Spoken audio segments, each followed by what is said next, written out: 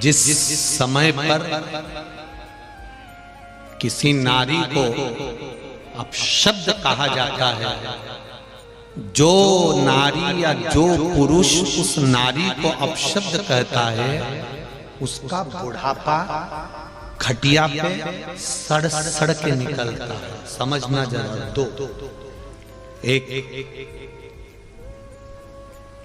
कोई मंदिर गया है, पूजन कर कर आ रहा है या पूजन करने जा रहा है, रास्ते में से कोई निकलकर मंदिर जा रहा है, तुम्हारे दरवाजे के सामने से कोई मंदिर जा रहा है, कोई शंकर के शिवालय में जा रहा है, कोई शिव मंदिर में जा रहा है, शिवालय में प्रवेश कर रहा है, कोई पशुपति व्रत कर रहा है, कोई मंदिर में दिया लगा रहा है, कोई मंदिर में जल चढ़ा कर आ रहा है। जिस समय पर नारी, पुरुष, बेटी, बेटा, बच्चे, कोई भी शंकर के मंदिर में जल चढ़ा कर आए या जल चढ़ाने जाए, शिव मंदिर में पूजन करने जाए या पूजन कर कर आए, उस समय अगर उस नारी को, उस बच्चे को, उस स्त्री को, उस कन्या को, उस पुरुष को, दुकान पर बैठा व्यक्ति या घर के बाहर खड़ा व्यक्ति या रोड पर चलता हुआ व्यक्ति अगर गाली दे देता है, अपशब्द कह देता है, कोई ताने दे देता है, कोई आड़ा टेढ़ा बोल देता है, तो उसका बुढ़ापा उसको पलंग पर सड़ सड़ के निकालना पड़ता है, तब जाकर प्राण छूटता है।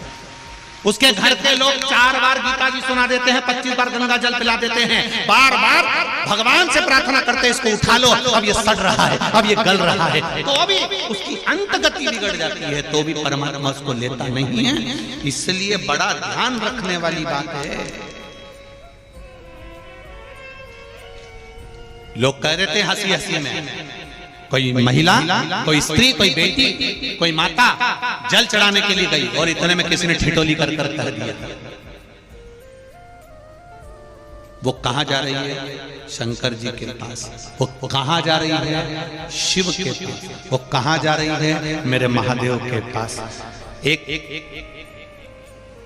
कोई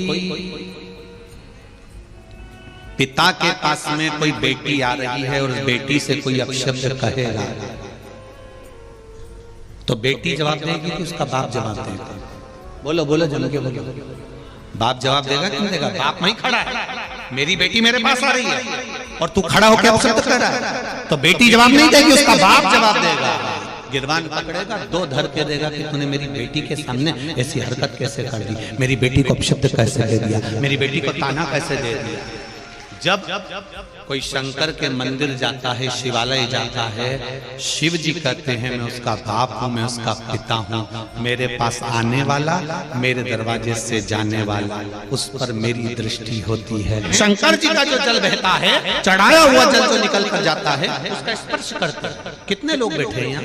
करते हो आप लोग? स्पर्श करना चाहिए। शिव जी को चढ़ाए हुआ जल जहां से बहकर जा रहा है, उस जगह पर भले पानी हो चाहे नहीं हो, उस स्थान को भी अगर आपने स्पर्श कर लिया तो समझ लो कि जैसे शंकर का लगा हुआ चंदन का कुंड अपने मस्तक पर आता है, वैसे ही उस स्पर्श को कर कर मात्र मस्तिष्क पर लगाने से ये भाग्य की उल्टी रेखा भी सुलटी हो जाती है। ये उस जल का फल है,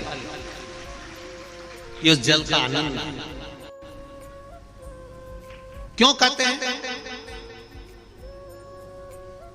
बच्चा जब जिद्दी रहता है, बच्चा जब रात्रि में बहुत ज्यादा रोता है, बच्चा जब